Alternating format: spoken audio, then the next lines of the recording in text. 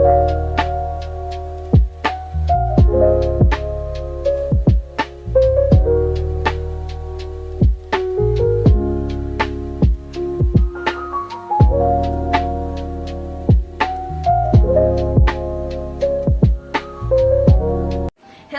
hai guys, balik lagi sama aku Ririn. Jadi di video kali ini aku bakal ajak kalian belajar bareng cloud computing.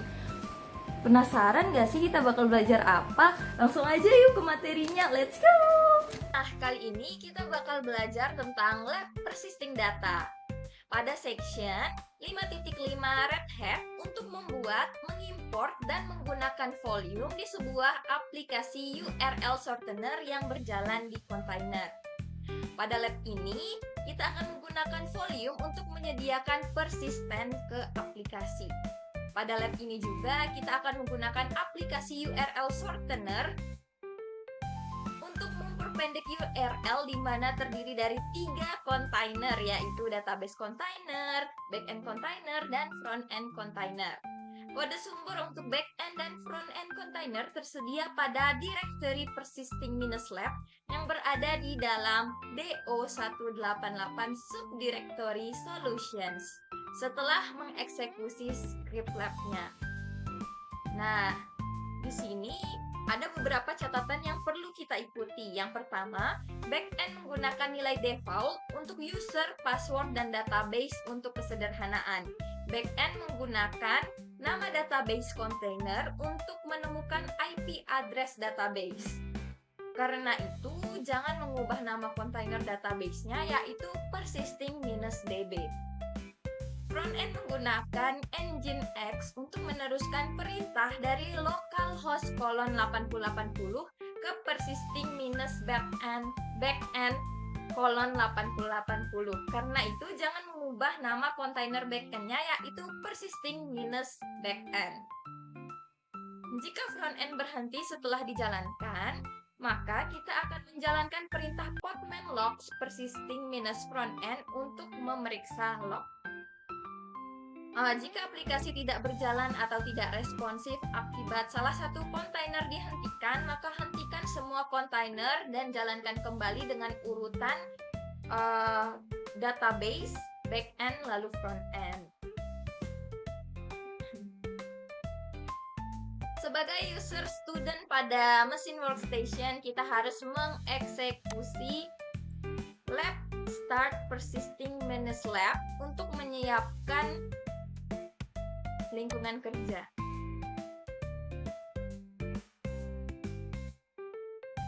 Tunggu hingga memunculkan lab script yang secara terus-menerus mengulangi objek-objek dari lab ini. Biarkan lab ini berjalan pada terminal pertama dan kita akan membuat terminal baru untuk menjalankan eksekusi untuk menyelesaikan objektif dari setiap labnya.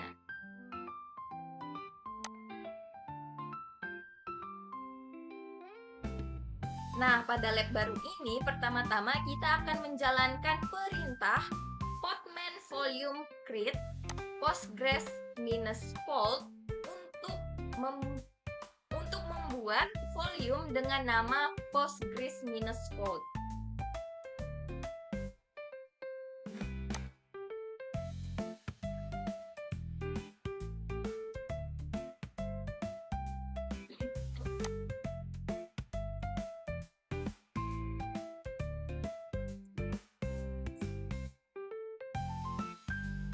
Kemudian kita akan menjalankan perintah selanjutnya, yaitu podman volume import postgres-fold /idle subdirectory do188 subdirectory lab subdirectory persisting-lab subdirectory postgres-fold.tar.gz untuk mengimport konten postgres-fold.tar.gz pada direktori idle subdirectory do188 subdirectory labs subdirectory persisting-lab ke dalam volume, sehingga volume akan memuat kontainer dari file do188 tersebut.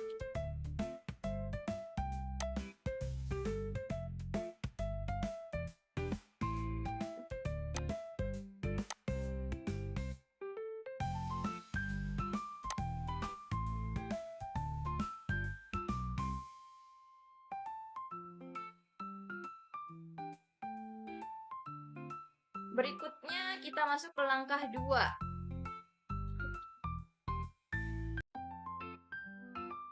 Kita akan menjalankan kontainer database untuk aplikasi dengan ketentuan sebagai berikut. Yang pertama, memanggil database-nya yaitu persisting-db, kemudian menjalankan kontainernya di background, mengkoneksikan kontainernya ke network persisting-lab dan menggunakan environment variable PostgreSQL underscore password sama dengan pas, PostgreSQL underscore user dengan user, dan PostgreSQL underscore database sebagai DB. Kemudian diminta untuk melakukan mount volume Postgres min vol ke direktori var subdirectory lib subdirectory pgsql subdirectory data, dan terakhir menggunakan image registry.ocp4.example.com :8443 subdirectory rhel9 subdirectory postgresql 13:1.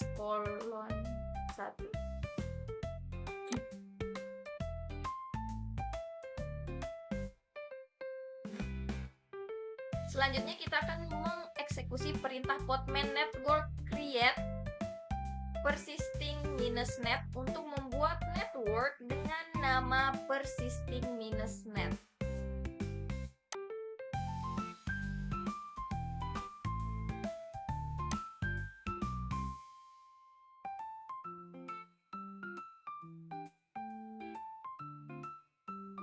Kemudian menjalankan perintah selanjutnya untuk memulai kontainer sesuai ketentuan yang sudah kita bahas sebelumnya.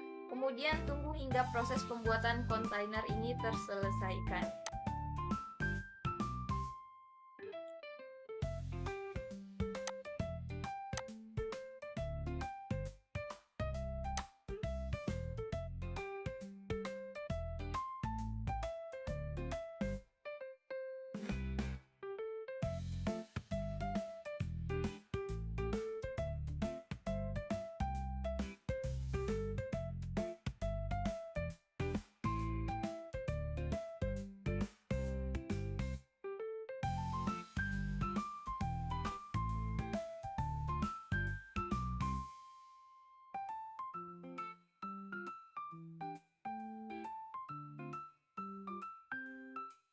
Nah, untuk bagian ketiga ini kita akan menjalankan backend container dengan parameter sebagai berikut.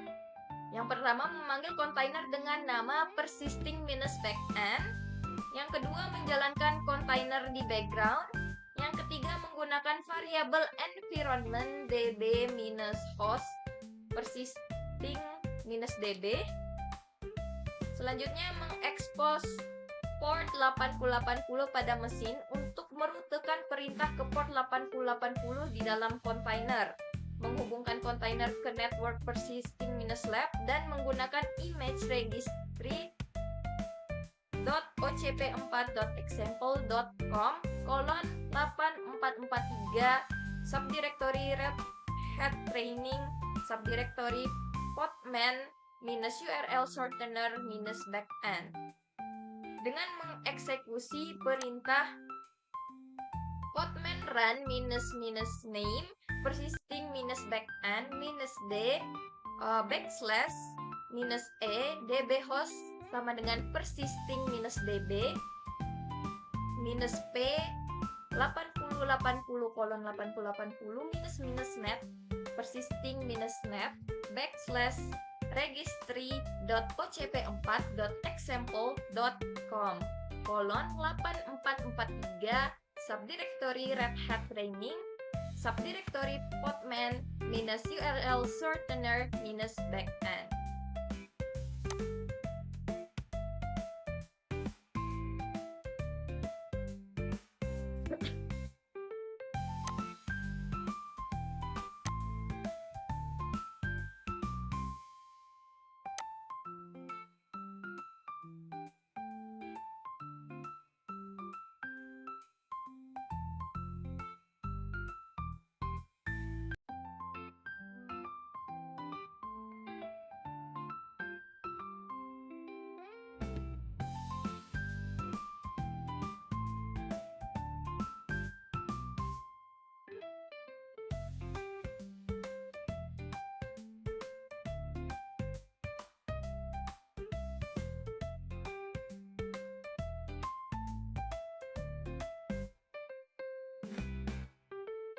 Selanjutnya untuk langkah 4 kita diminta untuk menjalankan front end container dengan parameter sebagai berikut.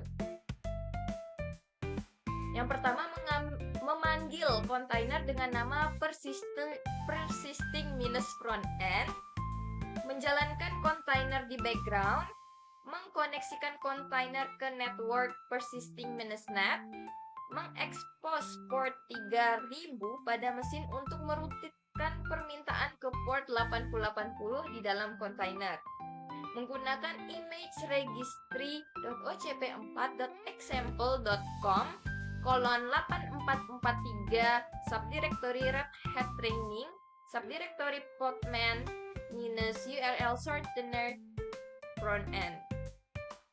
Dengan mengeksekusi program berikut,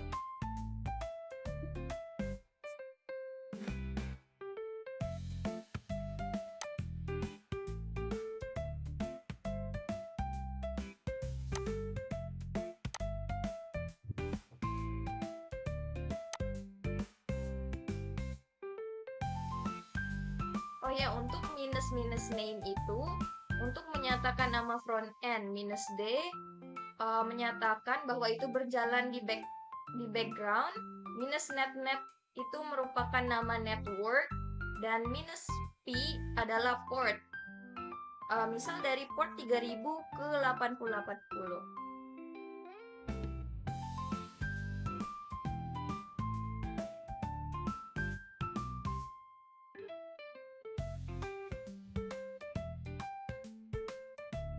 Berikutnya langkah 5, kita diminta untuk menguji aplikasinya dengan membuka dari browser sehingga bisa memverifikasi fungsionalitas dari aplikasinya dengan menjalankan alamat http://localhost:3000 pada web browser Firefox pada Red Hat, dan akan muncul hasil web URL shortener app-nya, dan akan ada inputan untuk memasukkan URL yang ingin diperpendek.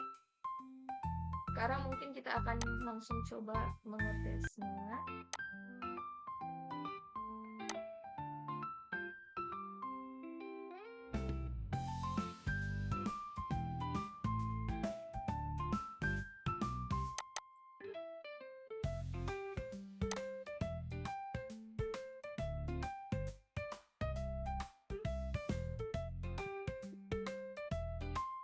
Oke, di sini sudah muncul sesuai yang diminta, yaitu memunculkan web URL shortener app dengan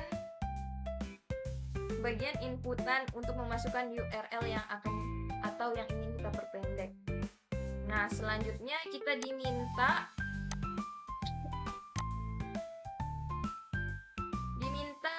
untuk menguji import data ke database melalui web browser dengan mengakses alamat http localhost://api/sort_url/a9y14rcl5uuzunv. Nah, sort URL a9y4rcl5uuzunv ini merupakan bagian dari data database yang diimport pada langkah sebelumnya ke volume Postgres-pol. Sini kita akan copy dan buka tab baru untuk mengecek.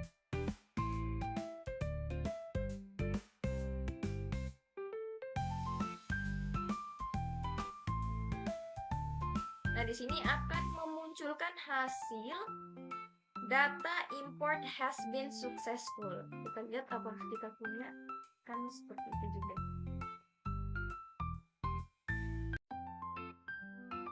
Oke, sama, yaitu memunculkan hasil data import has been successful.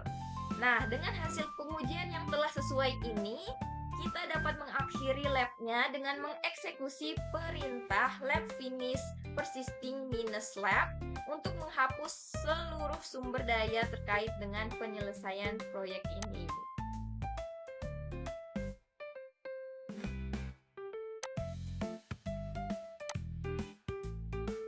kita juga bisa mengecek di sini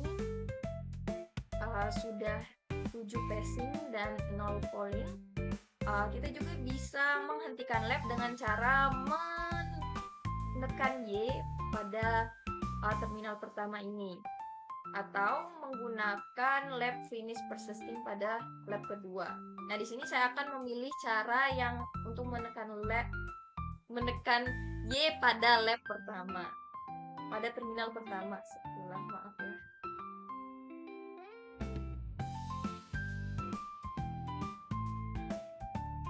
Nah, maka dari itu kita telah menyelesaikan lab kali ini. Gimana guys materinya? Kalau kalian suka sama videonya, jangan lupa like, comment, share, and subscribe.